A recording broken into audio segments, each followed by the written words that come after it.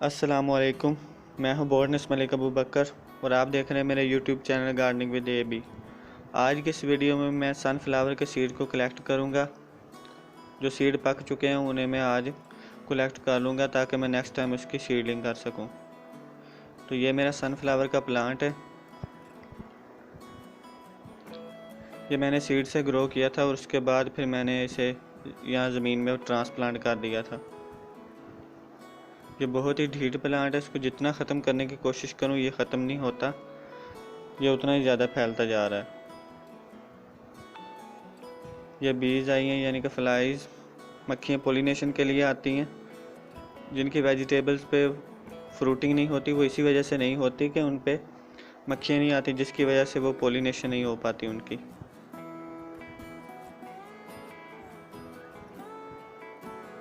तो पोलिनेशन के लिए इनका आना बहुत ज़रूरी है, इसलिए फ्लावरिंग प्लांट्स लगाया करें ताकि ज़्यादा से ज़्यादा मक्खियाँ आएँ और उनकी पोलिनेशन हो।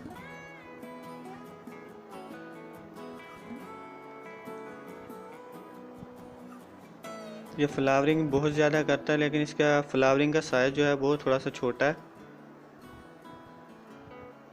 आप इसे पॉट में भी ग्रो कर सकते हैं, उसमें भी ये काफ़ी अच्छे तरीके से चलेगा।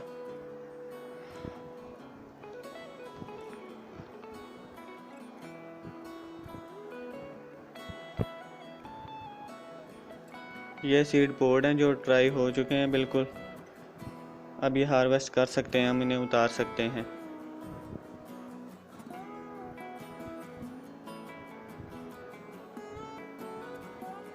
ये बहुत ज़्यादा लाइट इन वेट है, इनका ज़रा भी वज़न नहीं होता, बिल्कुल हल्के से सीड होते हैं, ये हवा से उड़ जाते हैं।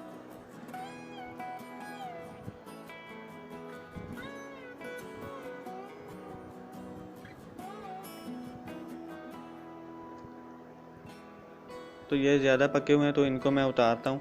इनको उतारने के लिए आप इन्हें हाथ में लें और इस तरह आहिस्ता आहिस्ता थोड़ा सा हिलाएंगे तो आपको ये सारे बाहर निकल आएंगे।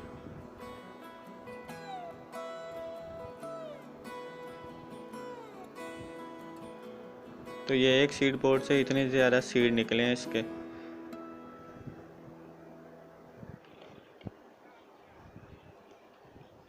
तो मैं और भी बहुत ज़्यादा वीडियोस बना रहा हूँ जो मैं बहुत जल्द अपलोड करूँगा।